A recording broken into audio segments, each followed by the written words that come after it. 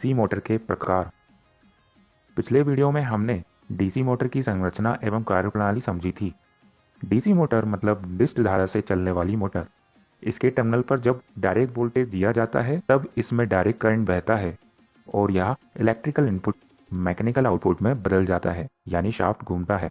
हमने यह भी देखा कि डीसी मोटर में स्थिर चुंबकीय क्षेत्र बनाने के लिए फील्ड पोल्स के वाइंडिंग में डीसी करंट देना होता है, जो कि एक डीसी स्रोत द्वारा दिया जा सकता है। इस चुंबकीय क्षेत्र में आर्मेचर होता है, जिसकी वाइंडिंग में भी डीसी करंट देना होता है, जिससे वाइंडिंग पर विद्युत चुंबकीय बल उत्पन्न होता है और आर्मेचर घूमता है।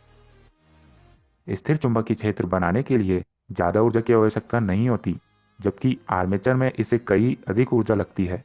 आर्मेचर को जिस डीसी करंट सोर्स से ऊर्जावान करा जाता है, अगर उसी स्रोत से फील्ड वाइंडिंग को सप्लाई दी जाए तो यह सेल्फ एक्साइटेशन कहलाता है, और अगर दोनों के लिए भिन्न स्रोत उपयोग करे जाएं तो यह सेपरेट एक्साइटेशन कहलाता है। यानी डीसी मोटर के प्रायः दो प्रकार होते हैं, पहला सेपरेट एक्साइटेड, दूसरा सेल्फ एक्साइटेड। सेपरेट एक्साइटेशन के लिए दो अलग स्रोत चाहिए होते हैं जो हर जगह उपलब्ध नहीं हो सकते, और इस वजह से इस प्रकार की मोटर का उपयोग नाव के बराबर ही करा जाता है। ज़्यादातर सेल्फ एक्साइटेड मोटर का उपयोग करा जाता है।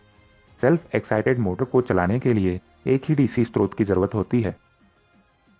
फील्ड वाइंडिंग और आर्मेचर वाइंडिंग को एक डीसी स्रोत से तीन प्रकार से जोड़ा जा सकता है, पहला पैरेलल यानी शंट में, दूसरा सीरीज में और तीसरा कंपाउंड में।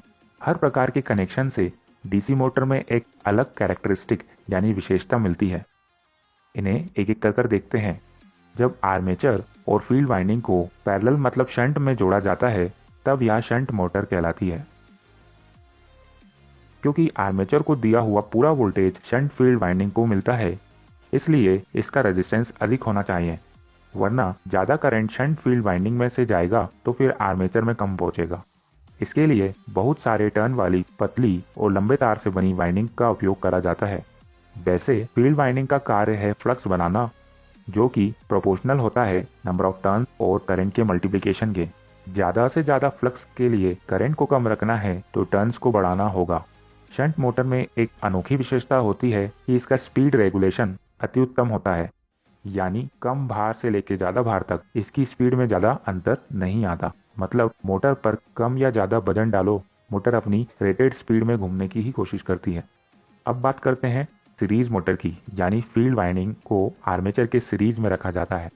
आर्मेचर में से जाने वाला सारा करंट फील्ड वाइंडिंग में से गुजरता है, इसी कारण से फील्ड वाइंडिंग का रेजिस्टेंस कम होना चाहिए, वरना रेजिस्टेंस की वजह से आर्मेचर में करंट कम जाएगा और आर्मेचर ज़्यादा बल उत्पन्न नहीं कर पाएगा। इसलिए सीरीज फील्ड वाइंडिंग के लिए मोटा तार और कम टर्न की कॉइल का उपयोग करा जाता है।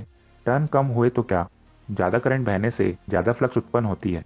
डीसी सीरीज मोटर में भी अपनी विशेषता होती है। इसका स्टार्टिंग टॉर्क काफ़ी ज़्यादा होता है और जब स्पीड बढ़ती है इसका टॉर्क बहुत कम हो जाता है।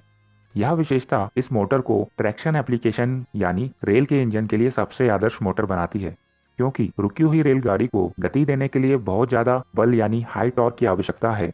फिर जब गाड़ी चलने लगती है तब गति को बनाए रखने के लिए उतने ज़्यादा बल की आवश्यकता नहीं होती। इन दोनों मोटर की विशेषता एक ही मोटर में पाना तो मुमकिन नहीं, लेकिन दोनों विशेषता थोड़ी थोड़ी एक मोटर में पाई जा सकती है। इसके लिए तीसरे प्रकार का कनेक्शन यानी कंपाउंड वाउंड यूज करना होगा। इसमें फील्ड पोल की वाइंडिंग को दो भाग में बनाना होता है। एक आर्मेचर से पैरेलल यानी शंट में जुड़ा होता है, दूसरा भाग सीरीज में। पहले की तरह शंट फील्ड वाइंडिंग में पतले तार और बहुत सारे टर्न का उपयोग होगा और सीरीज वाइंडिंग में मोटे तार और कम टर्न का उपयोग होगा। यह दोनों वाइंडिंग एक ही दिशा में फील्ड को उत्पन्न करेंगी तो यह कम्युलेटिव कंपाउंड कहलाएंगी। इस मोटर में स्टार्टिंग टॉर्क भी अच्छा मिलेगा और स्पीड रेगुलेशन भी ठीक होगा। यह दोनों विशेषता इस मोटर को एस्केलेटर और हॉइस्ट लोड में उपयोग करने के लिए सबसे आदर्श बनाती हैं। यह तो था डीसी मोटर के प्रकार के बारे में। अब हम अगले वीडियो में डीसी मोटर के स्पीड कंट्रोल को समझेंगे 3D एनिमेशन की मदद से। आशा करते हैं आपको यह वीडियो पसंद आया होगा। अगर हाँ तो इसे लाइक और शेयर जरूर करें। दोस्तों, हमारे चैनल को सब्सक्राइब करने के बाद बेल आइकॉन जरूर दबाएं, इससे आपको अगले वीडियो का नोटिफिकेशन मिल जाएगा।